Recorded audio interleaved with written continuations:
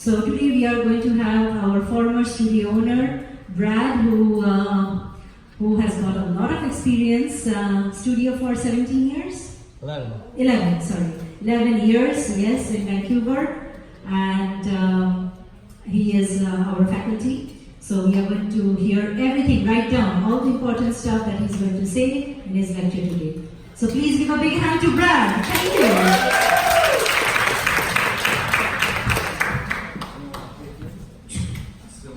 Okay, here we go. So, you guys are ready to become yoga teachers, huh?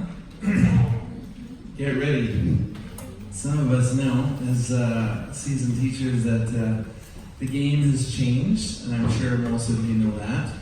And so now we're just here currently, because even the stuff that we talk about today will change for next week, next year, etc. So it's important to stay current when we talk about this.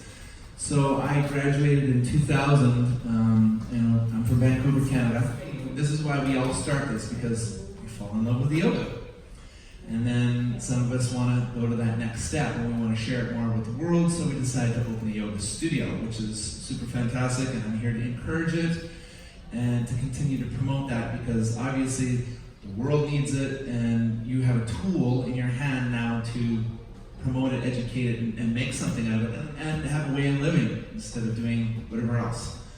So I decided at that point, when we started to see people coming in, okay, we need to make this as a business instead of like, oh yeah, we just love the yoga. So the statistic changed from 5 studios, and I had sold my studio 4.5 years ago, and the statistic in Vancouver, which I know you're all going to have your own stories from different cities, was 266 yoga studios. So the boom went like that. And so at the beginning, we didn't have to advertise, we didn't have to market, we didn't have to promote. We could, and you could just be even a crappy teacher, and people would just come anyways, because it was hot. Bikram was hot, the yoga was hot, and this is where it started.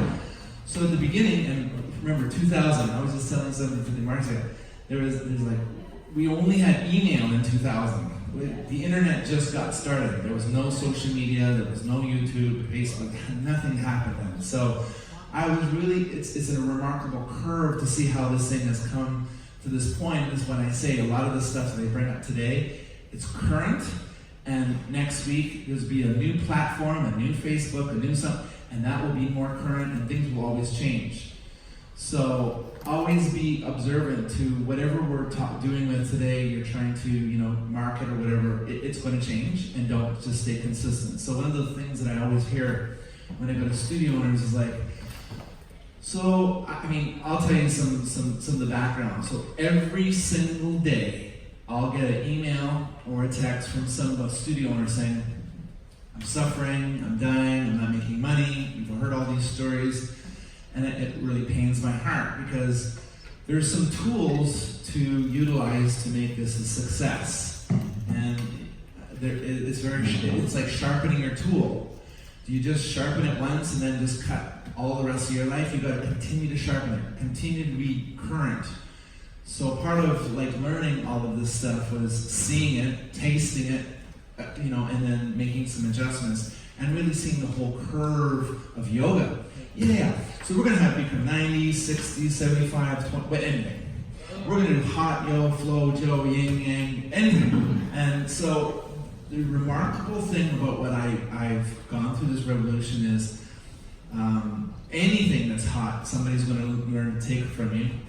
And then I didn't get really frustrated with it. I just wanted to learn from it, because this was the most important part, is instead of just getting frustrated and saying, those motherfuckers, they took my business, I said, no, I want to learn from them. So actually I got together with these owners and I learned a lot. So at that point, again, this is about 2006 when other studios really started to open up, because like I said, from 5 studios to 266 studios within about a 14-year span.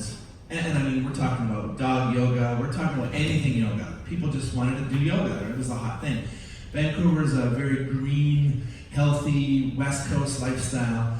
So, we were breeding new styles. And I sold my studio 4.5 years ago, and I took 2 bags and I decided, okay, well, I'll take my talent and I'll start traveling around the world to help studios, because what I realized, it wasn't just teaching the class. Okay, great, we have a studio.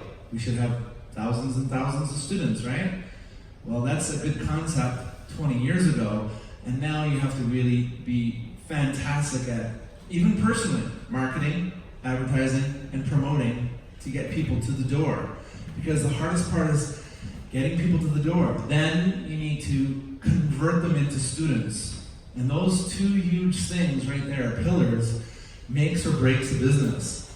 And then you have to have great teachers. You have to be great teachers. And then you have to have a great facility. So, I mean, you think that, oh, I just opened up this great facility. That's one of five things.